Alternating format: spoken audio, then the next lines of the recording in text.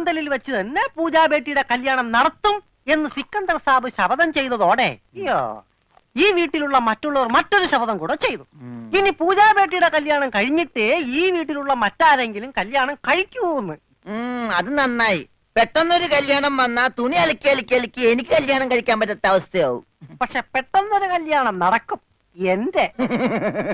എടോ, കല്യാണം കഴിക്കണമെങ്കിൽ മിനിമം താലി കെട്ടാനുള്ള ആരോഗ്യമെങ്കിലും വേണം. മിനിമം ഒരു പെണ്ണിനെയൊക്കെ താലി കെട്ടാനുള്ള ആരോഗ്യം ഈ ശരീരത്തിനുണ്ടോ? ഇല്ലെങ്കിൽ അവൾ എന്നെ പ്രേമിക്കോ? ദൈവമേ, ഈ ശരീരത്തിനോടും പ്രേമോ?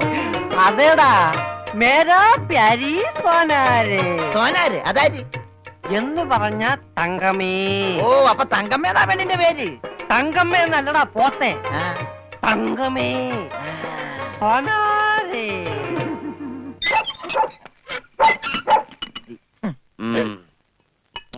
വേഗം ഒഴിക്കടാ. ഒഴിക്കല്ലേ, ധൃതി പിടിക്കല്ലേ.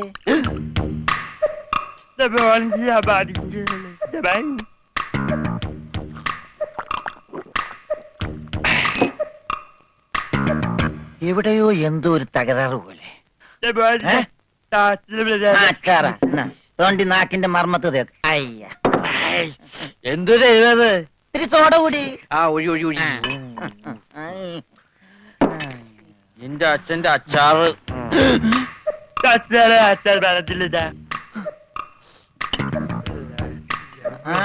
മിലിറ്ററിയാണ്, അപ്പൊ ഇല്ലാത്ത വെടിവെച്ചൊക്കെ കേൾക്കും.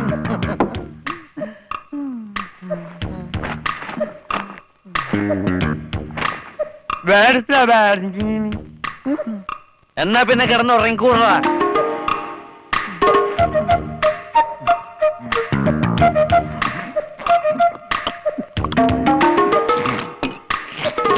എന്ത് പറ്റി രമണ?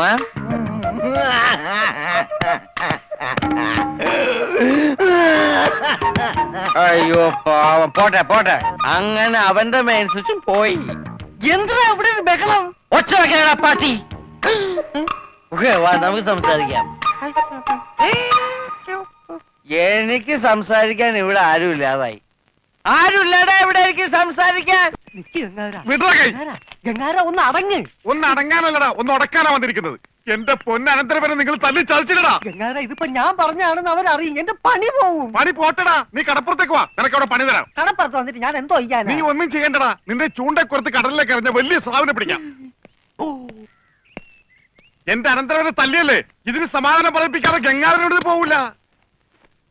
ഗംഗാധര, അത് ഒരബദ്ധം പറ്റിയതാ. അബദ്ധോ? ബദിരനും മൂങ്ങനുമായി ഒരു മിണ്ടാപ്രാണിയെ തല്ലിച്ചതക്കുന്നതാണ് അബദ്ധം. കൈയെടുക്കടാ. ഒരു കാര്യം ചെയ്യ്, അവനെ കൊണ്ടുവയ്ക്കൂ, കാശ് പിന്നെ തന്നാ മതി. വാക്ക് പറഞ്ഞ വാക്കായിരിക്കണം, നിർവികേട് കാണിക്കരുത്. കാശ് തരാതെ അവനെ വിടില്ലാന്ന് പറഞ്ഞാൽ വിടരുത്. നീ വിടറാ. ഇപ്പൊ ഇതിന് സമാധാനം പറയണം. എടോ, ഒന്ന് പതുക്കെ പറ. അവനകത്തുണ്ട് സിക്കന്ദർ. ചിക്കന്തർ അല്ല മട്ടന്തർ വന്നാലും ജനിക്കാനും പേടിക്കേണ്ട ആവശ്യമൊന്നുമില്ല. ഈ ഗംഗാധരനല്ലേ കടപ്പുറമാ, കടപ്പുറം. കൈ തെരണ്ടി വാൽ കൊണ്ട് ജനിച്ചവനാ. അത് ഇവിടുത്തെ ബടാസാബിനെ ഒന്ന് കാണിക്കാൻ വേണ്ടി തന്നെയാണ് ഞാൻ വന്നിരിക്കുന്നത്. അറിയാതെയാണെങ്കിലും ഞാൻ ഒരു തെറ്റ് ചെയ്തു, സമ്മതിച്ചു. അതിന് പരിഹാരവും ഞാൻ ചെയ്തു കഴിഞ്ഞു. അവനെ വിളിക്കും.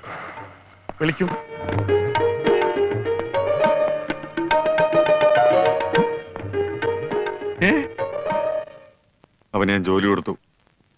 5000 സാലറി. ഇതാ പോരെ? ഇനി ഇവിടെ നിന്ന് നീ വാവിളിച്ചാറുണ്ടല്ലോ.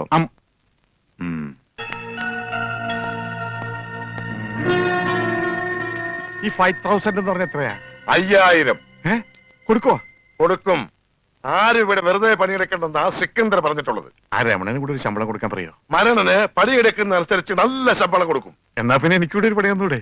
നീ ഇനി ഇവിടെ നിന്ന് എനിക്ക് പണി ഉണ്ടാക്കരുത്. പോടാ. വാടാ. 5000 അനക്കണ്ട. 5000 അനക്കണ്ട. ഞാൻ പോയിട്ട് 1-ാം തീയതി മടങ്ങി വരാം. ഞാൻ പോയിട്ട് 1-ാം തീയതി മടങ്ങി വരാം. ഇതെന്താ ആടിനുണ്ടായതാ? ഒന്നുമില്ല, ഞാൻ പോട്ടെ. ബാഗ് എന്ന് പറയാൻ മാത്രം അറിയാല്ലേ. ഞാൻ പോട്ടെ.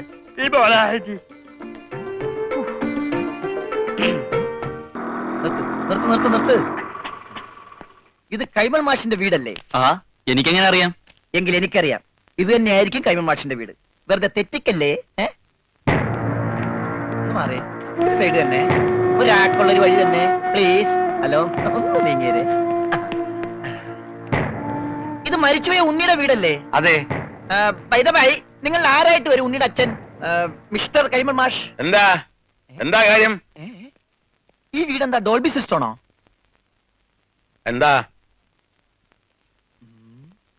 ഇതാണ് കൈമൾ മാഷ് അല്ലേ?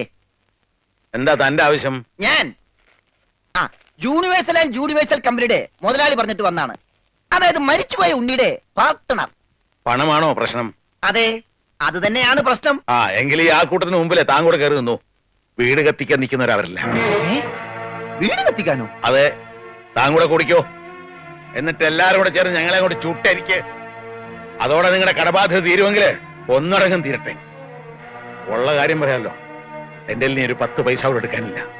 ആത്മഹത്യ ചെയ്യാനുള്ള തന്റെ ഇടവും ഞങ്ങൾക്കില്ല. കത്തിച്ചു, ഞങ്ങൾക്കതൊരു പരിഹാരമാകും. ഇങ്ങോട്ടാണടാ രാവിലെ പെട്ടി നോക്കി വന്നിരിക്കുന്നു പണം വാങ്ങിക്കാൻ. എടാ, നിന്നെ പോലെ തന്നെ പണം വാങ്ങാൻ വന്നവരാണ് ഞങ്ങളും. അയ്യോ, ഞാൻ പണം വാങ്ങാൻ വന്നതല്ല, കൊടുക്കാൻ വന്നതാ. ഈ പെട്ടി ഉൾപ്പെടെ. എന്താ പറഞ്ഞേ? പണം കൊടുക്കാൻ വന്നതാണെന്ന്. ആർക്ക്? കൈമൾ മാഷിന്. ഞാൻ മലയാളത്തിലല്ലേ ആദ്യം നിങ്ങളോട് പറഞ്ഞത്? യൂണിവേഴ്സൽ കമ്പനി പൊട്ടിപ്പൊളിഞ്ഞ് പാലിഷായെങ്കിലും ഇപ്പൊ അത് ലാഭത്തിലാണ്. ആ കമ്പനിയുടെ ലാഭവിഹിതമാണ് ഈ പെട്ടിയില്. എന്നാ തുറക്കടാ പട്ടി ഈ പെട്ടി.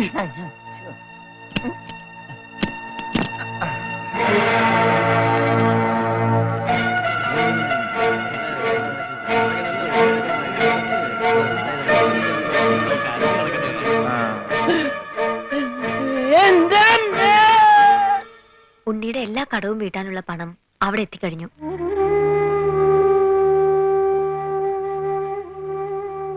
ഒരു കുടുംബത്തിന്റെ മുഴുവൻ ജീവനും മാനവും രക്ഷിച്ചത് എല്ലാവരുടെയും പ്രാർത്ഥന ഉണ്ടാവും.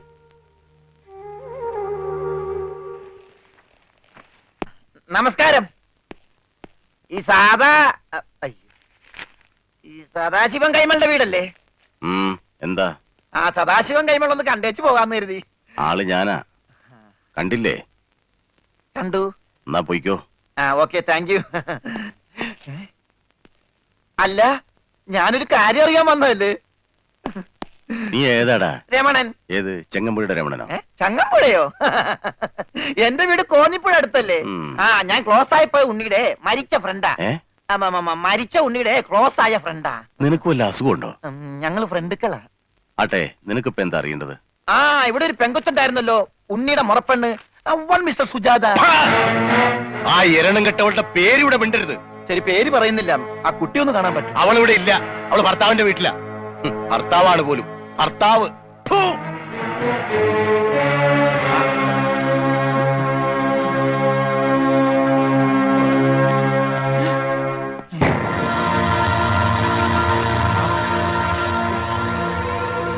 അവൻ ഇവനല്ലല്ലോ. അവൻ ഇതാരാ? നീ ഉണ്ണിയുടെ ആരാന്നാ പറഞ്ഞേ? Close friend. അപ്പൊ ഇതാരാ? അതെന്നല്ലേ ഞാൻ ചോദിച്ചത്, ഇവനാരാണെന്ന്. ഇതാരാന്ന് നിനക്ക് അറിയില്ല അല്ലേ? ഇല്ല. എടാ, ഇതാടാ നിന്റെ ഫ്രണ്ട് ഉണ്ണി. റോസ്കൾ മേലാൽ ഈ പേരും പറഞ്ഞിവിടെ വന്നാലുണ്ടല്ലോ. ചതിയാ, കൂടെ നടന്ന് ചതിക്കരുത് ആരെയും. ഒന്നും നിങ്ങളുടെ ജീവൻ രക്ഷിച്ചവനല്ലേ ഞാൻ. എന്നോടെങ്കിലും രക്തം നിനക്ക് മിണ്ടായിരുന്നില്ലേ? പറയടാ, നിന്റെ ഊമസ്വരൊന്നും ഞാൻ കേൾക്കട്ടെ. മരിച്ച നിന്നെ ജീവിപ്പിക്കാൻ പറ്റുമെങ്കിൽ നിന്നെ കൊണ്ട് സംസാരിപ്പിക്കാൻ പറ്റുമെന്ന് ഞാൻ നോക്കട്ടെ. സംസാരിക്കടാ. എടാ, സംസാരിക്കാൻ. എന്നോട് ക്ഷമിക്കടേ രമണ.